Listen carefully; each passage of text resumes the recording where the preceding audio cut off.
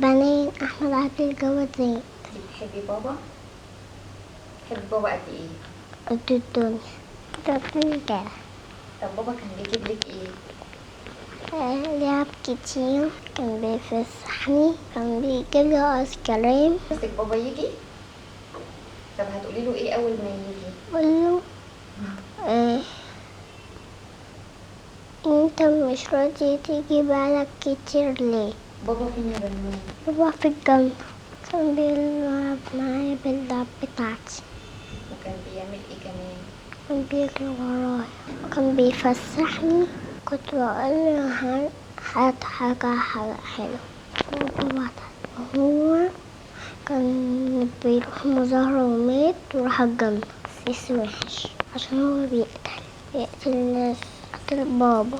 لا مش بحبه عشان بيضرب الناس. هقوله انت وحش وهتدخل النار.